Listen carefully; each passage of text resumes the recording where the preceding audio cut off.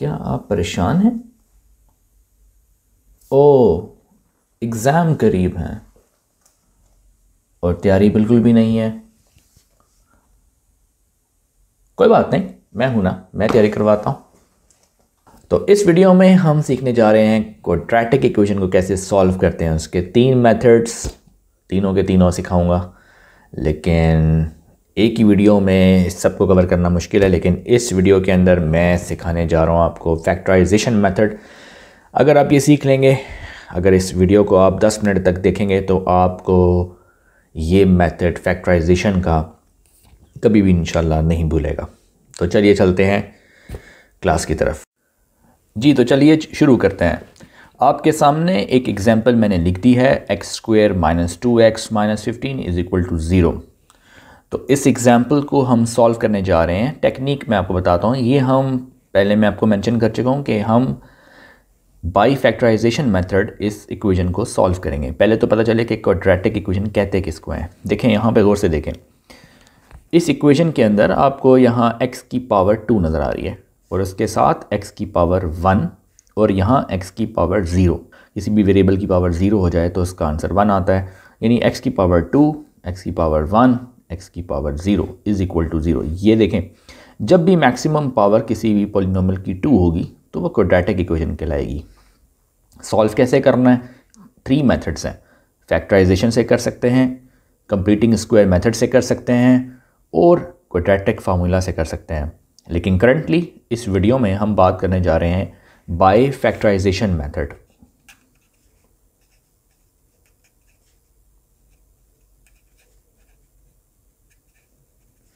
Factorisation only, right, in this video.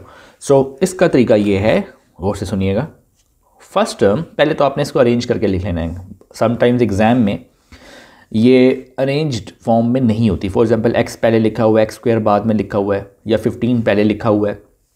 सबसे पहले आपने इसको डिसेंडिंग पावर जो है डिसेंडिंग ऑर्डर में अरेंज करना है। डिसेंडिंग ऑर्डर का मतलब पहले पावर 2, फिर पावर 1, फिर पावर 0, यानी कांस्टेंट, राइट।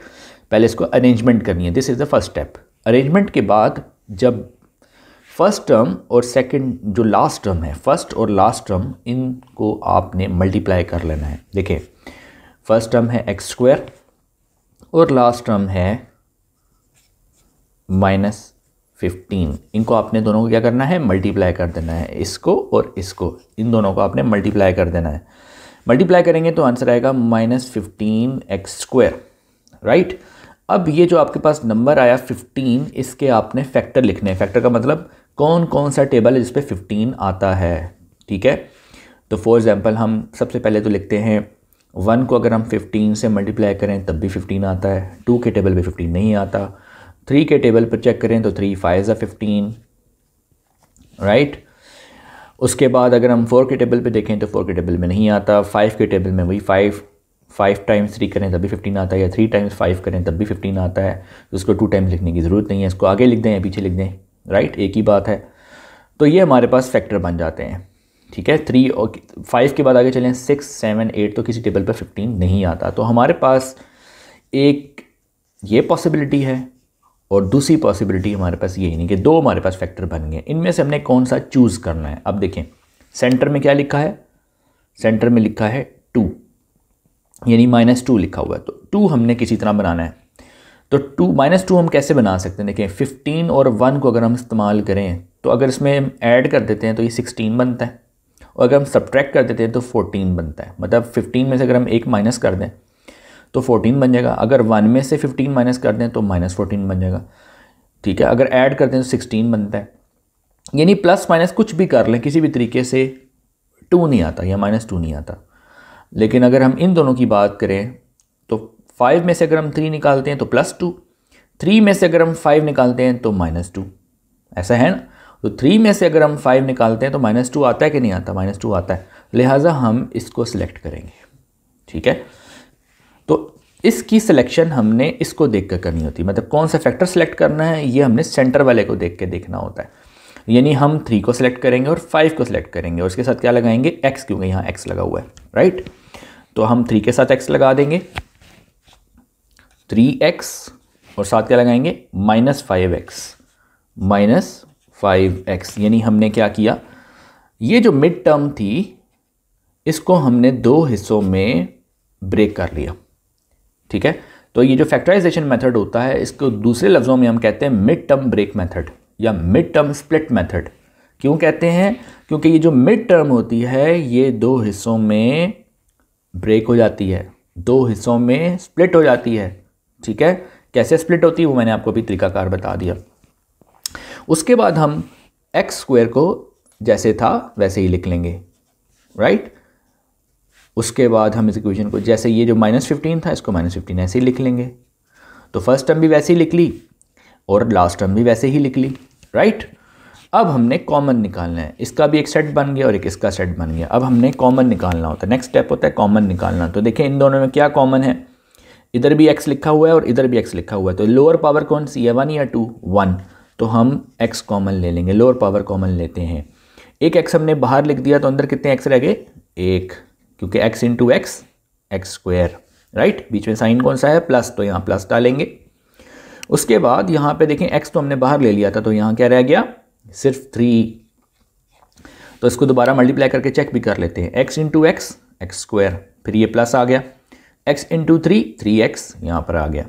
अब देखें माइनस यहाँ भी है और माइनस यहाँ भी है, तो इस सबसे पहले हम इस माइनस को भी हम कॉमन ले सकते हैं। यहाँ पे हम माइनस कॉमन ले लेंगे और देखें 5 यहाँ है और 5 3 क्या होता है 15, यानी 5 यहाँ भी है क्योंकि 5 जो है वो फैक्टर है 15 का, तो 5 3 15 होता है। तो हम 5 को कॉमन ले लेंगे। 5 को जब कॉमन लेंगे तो यहाँ क्या रह जाएगा, x। चेक कर लें दोबारा, 5 इंटू एक्स 5x, राइट। अब अंदर हम प्लस डालेंगे, क्यों कि माइनस इंटू प्लस माइनस, जब दो माइनस होते हैं तो माइनस तो हमने बाहर कॉमन ले लिया, ठीक है। जब माइनस हम कॉमन ले लेते हैं तो ये इन दोनों के साइन अंदर बदल जाते हैं और इनको हम रीचेक भी कर सकते हैं। यानी -5 को अगर प्लस x से मल्टीप्लाई करें तो -5 आता है, और अगर -5 को प्लस 3 से मल्टीप्लाई करें तो 5 3 15 और माइनस और प्लस माइनस, राइट। तो ये आ गया 0। उसके बाद आपने क्या करना है, देखें अगर आप गौर से देखें x + 3 आपको यहाँ भी नज़र आ रहा है और x + 3 आपको यहाँ भी नज़र आ रहा है, तो ये दोनों क्या हुए, कॉमन। तो x + 3 को आपने कॉमन निकाल लिया। पीछे आपके पास क्या रह गया, देखें ये अगर यहाँ से ये माइनस कर दिया जाए, इन दोनों को अगर हम हटा दें तो पीछे क्या रह गया, देखें x - 5, क्या रह गया, x - 5। तो यहाँ पे लिखेंगे x - 5 = 0, करेक्ट। अब देखें हमारे पास ये जो टर्म है, दो टर्म्स हैं, इनके दरमियान में मल्टीप्लाई होता है। जब कुछ भी ना लिखा हो तो बीच में क्या होता है, मल्टीप्लाई। तो इसका मतलब है ये टर्म भी 0 के इक्वल है और ये टर्म भी 0 के इक्वल। अगर मल्टीप्लाई हो तो ऐसे डील करना है। एक लाइन लगाएं, यहाँ पे लिखें x + 3 = 0 और यहाँ पे लिखें x - 5 = 0। तो ये दोनों जो हमारे पास फैक्टर आए थे दोनों को हमने 0 के इक्वल रख दिया है। अब ये +3 जो है जब इक्वल के दूसरे तरफ जाएगा तो इसका साइन चेंज हो जाएगा, जो +3 था वो हो जाएगा -3, राइट। उसके बाद यहाँ पे ये -5 जब इक्वल के दूसरे तरफ जाएगा तो इसका साइन -5 से क्या हो जाएगा, +5। तो हमारे पास सोल्यूशन सेट में दो आंसर आ गए। एक हमारा सोल्यूशन सेट में आंसर आया -3 और एक हमारा सोल्यूशन सेट में आंसर आया 5। तो हमने इसको लिख दिया, ये हमारा क्या है, ये हमारा सोल्यूशन सेट है। तो हमने लिखा सोल्यूशन सेट = -3 और 5, क्योंकि सोल्यूशन सेट में ये आ रहे हैं, राइट। तो इसके बाद हम एग्जाम्पल नंबर 2 ले लेंगे ताकि आपको बात और ज़्यादा क्लियर समझ में आ जाए। तो चलिए चलते हैं एग्जाम्पल नंबर 2 की तरफ। तो एग्जाम्पल नंबर 2 में आपने इक्वेशन लिखी हुई देख ली है, p² + 10p + 25 = 0। कैसे सॉल्व करेंगे, वही मेथड जो अभी मैंने पहले बताया था। फर्स्ट टर्म पहले तो ऑर्डर में लिखा हुआ है, देखें 2 फिर पावर 1 और फिर p की पावर 0, तो ऑर्डर में तो लिखा हुआ है।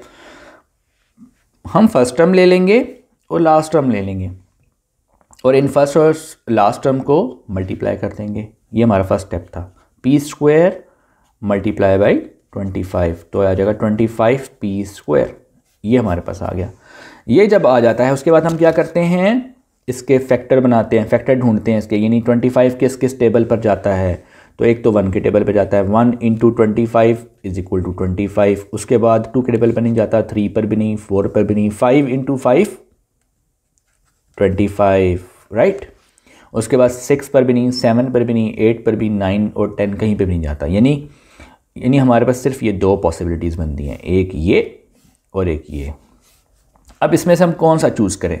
अगर 25 और 1 को चूज़ करते हैं, 25 को अगर 1 में ऐड करते हैं तो 26 बनता है, जबकि सेंटर में 26 नहीं है। अगर हम इसमें सब्ट्रैक्ट कर देते हैं तो 24 बनता है, 24 भी सेंटर में नहीं है, तो इसको तो हम सिलेक्ट नहीं करेंगे। उसके बाद है 5 × 5 25। देखें ये 5 × 5 यानी 5 में अगर हम 5 ऐड करते हैं तो हमारे पास 10 बनता है, और यहाँ पे भी क्या लिखा है +10। इसका मतलब हम इसको चूज़ करेंगे। क्लियर? तो 5 और 5 को चूज़ करेंगे तो हम क्या करते हैं, यहाँ पे लिखते हैं 5p + 5p। p क्यों लिख रहे हैं साथ? क्योंकि यहाँ p लगा हुआ है इसलिए p लिख रहे हैं। और 10 को हमने 5 + 5 में ब्रेक डाउन कर दिया, स्प्लिट कर दिया, इसलिए इसका नाम है मिड टर्म स्प्लिट मेथड या मिड टर्म ब्रेक मेथड। बाकी जो फर्स्ट और लास्ट टर्म है उसको एज इट इज़ आपने लिख लेना जैसे लिखी हुई है। यहाँ पर आपने लिख लिया 25 = 0। उसके बाद बारी आ जाती है,